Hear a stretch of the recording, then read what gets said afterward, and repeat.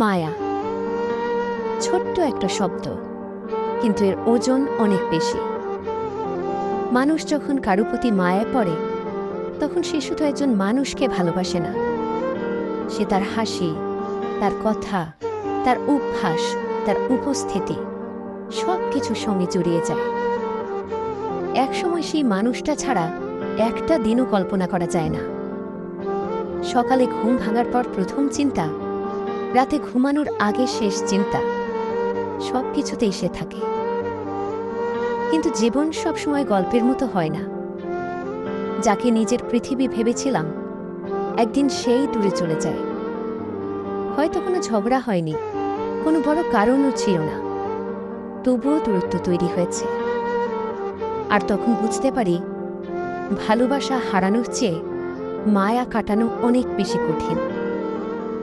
কারণ ভালোবাসা কখনো কখনো শেষ হয়ে যায়, কিন্তু মায়া থেকে যায়।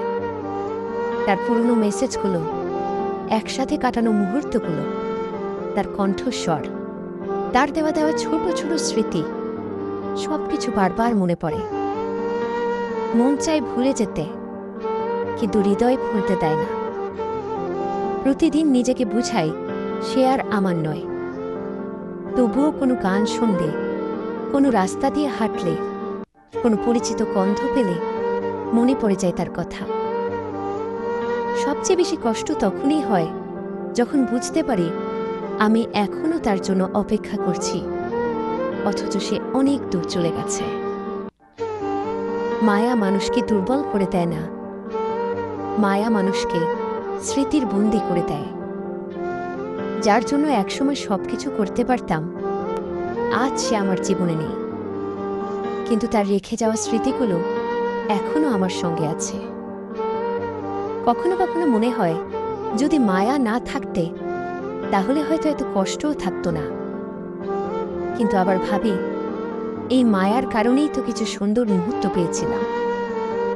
তাই আজ আর কাউকে দোষ দেই না, শুধু নিজের মনকে বলি, যে চলে যেতে চায় তাকে যেতে দিতে হয়, যে ফিরে আসতে চায় না তাকে জোর করে রাখা যায় না, আর যে স্মৃতি কষ্ট দেয় তাকে সময়ের হাতে ছেড়ে দিতে হয়। কারণ সময়ই একদিন সব ক্ষত শুকিয়ে দেয়। হয়তো মানুষটাকে ভুলতে পারবো না, কিন্তু তার জন্য কাঁদা একদিন বন্ধ হয়ে যাবে। তবুও একটা কথা সত্যি, ভালোবাসা হারানোর কষ্ট একসময় কমে যায়, কিন্তু মায়ায় পড়া মানুষের হৃদয়ে কিছু শূন্যতা চিরকাল থেকে যায়।